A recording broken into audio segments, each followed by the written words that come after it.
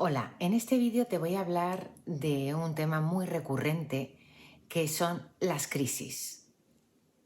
Las crisis se producen a todos los niveles, a nivel personal, a nivel económico, a nivel social, a nivel empresarial, a nivel de salud y generan muchísimo desasosiego. ¿Pero por qué se produce una crisis? Pregunta del millón. Pues es muy sencillo, como todo. Todas las explicaciones son sencillas. Las crisis se producen cuando hay un movimiento dentro del sistema en el que estamos, bien porque un elemento se va, bien porque un elemento entra, o bien porque un elemento cambia de posición dentro de todo el sistema, lo que origina que haya fuerzas que intenten contrarrestar ese movimiento.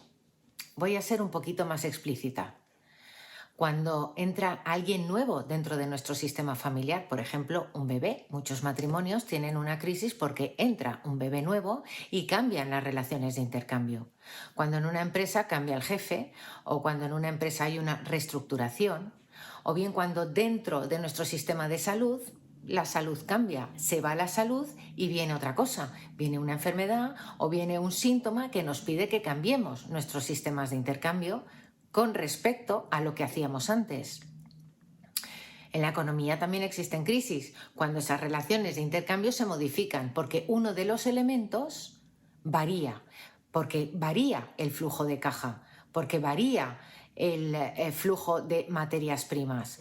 Todo lo que varía produce una crisis. Con la edad también se producen crisis inherentes a la edad. Está la crisis de la adolescencia, está la crisis de los 30, está la crisis de los 40, está la crisis de los 50, porque son crisis inherentes al proceso emocional en el que nos vemos sumergidos. Así que básicamente las crisis se producen porque hay movimientos dentro de los elementos del sistema con los cuales nos estamos relacionando. Y obviamente esas relaciones anteriores que teníamos de intercambio varían. Y al variar se produce una crisis. El otro motivo por el cual también se produce una crisis es porque hay elementos que necesitan cambiar de sitio y sin embargo estamos impidiendo que realicen ese movimiento natural. Por eso, cuando se me pregunta, ¿son inevitables las crisis? Pues algunas sí, porque si vemos los síntomas de que algo ya está dejando de funcionar y lo metemos debajo de la alfombra, obviamente la crisis es inevitable porque no se puede esconder permanentemente ni retener nada permanentemente en el mismo sitio. Entonces, ese tipo de crisis sí se puede evitar. Otras obviamente no, porque llega un suceso inesperado que nos cambia la vida. Y otras son necesarias y adecuadas e inherentes al momento en el que nos encontramos. Así que las crisis van a existir siempre a lo largo de nuestra vida, porque en nuestra vida va a haber muchísimos movimientos, muchísimos cambios y también en nuestra evolución vital vamos a necesitar cambios para estar más confortables en el momento que se nos pide, en el momento que la vida nos pide. ¿Cuáles son los factores que pueden agravar una crisis? Obviamente, la sorpresa, el factor sorpresa, el factor susto, la falta de recursos, el descontrol, la incertidumbre y no tener un guión para saber qué hacer en ese momento. Y por supuesto, no haber sabido identificar que se estaba produciendo en nuestros entornos y en nuestro cuerpo un movimiento que hemos pretendido tapar. ¿Qué es lo que nos puede hacer salir de una crisis? Pues algo que muy poca gente recomienda, porque no lo he oído jamás. Es la escucha. Cuando hay una crisis, generalmente el impulso inicial es necesidad de tomar el control sobre la situación. Pero para tomar el control de la situación, tenemos que escuchar primero qué nos está contando la crisis. Como te comento en mi vídeo del liderazgo, ¿qué me quiere decir esto? ¿Para qué sirve la crisis? Obviamente, para iniciar un movimiento para el cual no estábamos lo suficientemente dispuestos a ver, preparados para afrontar, y si llega de manera inesperada, para que movamos el culo, como se dice en mi pueblo. Entonces, si la crisis me está pidiendo que haga un movimiento, no puedo pretender saber inmediatamente qué movimiento tengo que tomar. Bien, porque antes no he sido capaz de verlo, que se me estaba pidiendo un movimiento, o dos, por el factor sorpresa, y tengo un susto impresionante. Entonces, lo primero que yo tengo que hacer en un momento de crisis es escuchar. ¿Escuchar el qué? Pues escuchar que antes estaba en un sitio y ahora me tengo que mover hacia otro. Escuchar qué reacción tengo mental y físicamente y emocionalmente. Entonces, si me tengo que escuchar el impacto primero que ha tenido la crisis sobre mí. No tengo que ver cómo corriendo voy tapando la crisis, porque si yo no conozco el impacto que ejerce sobre mí, el alcance y los recursos de los que dispongo para poder seguir escuchando, obviamente la crisis la voy a afrontar como un pollo sin cabeza. Voy a intentar alocarme, lo que va a generar todavía un mayor descontrol y una sucesiva cadena de crisis de ansiedad y crisis de pánico. Con lo cual, lo primero que tenemos que escuchar es el impacto que ha tenido la crisis en nosotros.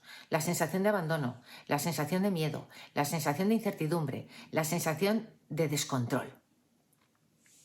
Una vez que ya tenemos más o menos el impacto no resuelto, sino visto, tenemos que escuchar las emociones que vienen después y ver qué emoción nos resulta útil o no nos resulta útil. Obviamente, ni el miedo, ni la angustia, ni la ansiedad nos van a resultar útiles, pero tampoco nos las podemos quitar como si fuera un gorro. Lo que sí que podemos hacer es intentar reflexionar sobre lo que antes me ha ido bien, pero que ahora parece ser que no. Es muy útil intentar escuchar el mensaje. ¿Qué mensaje trae para mí la crisis? ¿En qué campo se está produciendo? Si se está produciendo en estos campos, debo de tener muy claro que la manera de afrontar esto en mi vida pasada es diferente, así que no puedo poner los mismos parches que antes. ¿Por qué? Si ya se ha producido una crisis, es que lo nuevo tiene que salir. Entonces, cuando uno es capaz de afrontar sin miedo que los patrones que tenemos ya no nos sirven, aunque nos genere un desasosiego tremendo decir, ¿y ahora qué utilizo? Por arte de magia o por arte de inteligencia, empiezan a aparecer recursos inesperados, porque como tenemos que hacer cosas distintas, pues a lo mejor hacemos algo que no hemos hecho nunca, que es pedir ayuda. Por ejemplo, contar lo que nos pasa, porque la sensación de culpa, la sensación de vergüenza, la sensación de vulnerabilidad a veces nos impiden poder comunicar lo que nos pasa. Para eso es fundamental tener un buen acompañamiento personal y profesional. Y en este caso voy a barrer para casa. El coaching sistémico es una herramienta maravillosa para ver por qué estoy en un momento determinado y ver las distintas salidas que se me ofrecen con los recursos que yo tengo. El coaching sistémico nos ayuda a descubrir los recursos de los que disponemos para emprender las alternativas que se nos ofrecen.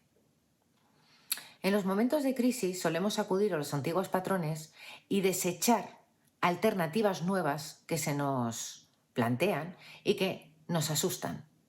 Entonces, esos patrones nos van a retrasar la posible salida de la crisis, porque en las crisis todos queremos controlar. ¿Y cómo controlamos? Pues acudiendo a lo conocido. Pero hay que darse cuenta de que lo conocido ya no nos es útil. Entonces, en un momento dado, tendremos que plantearnos que, como decía Einstein, para problemas diferentes tenemos que tener soluciones diferentes. Y las soluciones diferentes es el mayor reto que tenemos que admitir. Esto ya no me sirve. Así que me tengo que enfrentar a algo distinto. ¿Qué es difícil? Sí. ¿Que nos da miedo? Sí. Pero después de un primer momento de impacto, hay otros momentos que siguen después, que aunque parezca mentira, es un poco de adaptación al impacto. Si yo tengo salud y de repente me veo sin ella, como por ejemplo me sucedió a mí con 14 años, era una niña sana, era una niña saludable, hasta que de repente llega una enfermedad que es la diabetes, hace 35 años. Y hace 35 años la diabetes no es lo que es ahora. Las restricciones eran increíbles. Las recomendaciones médicas para que no te quedaras ciega, tuerta, manca, estéril, coja, eran increíbles. Y de tener un estado a tener otro, la vida cambia. Te hablo de una crisis de salud como te puedo hablar de una crisis económica. El primer día que te dan la noticia, el primer día que suceden las cosas, te cagas. Tienes que llorar, tienes que soltar, tienes que desprenderte de lo que ya no es útil, que es la angustia. Y poco a poco, el cerebro va empezando a rastrear qué puede hacer. Y en las crisis, después de los primeros impactos, puede ser unos días, unas semanas, si uno está atento, puede observar que hay alternativas diferentes a las que al principio teníamos por sabidas. Y al final, dependiendo del potencial de cada uno, uno aprovecha esa crisis para tomar las riendas y el control, pero de una manera diferente, porque las crisis, en general, son crisis de control. Los elementos dejan de tener el control que tenían para tener otro, ni peor ni mejor, distinto y adaptado a las necesidades del momento.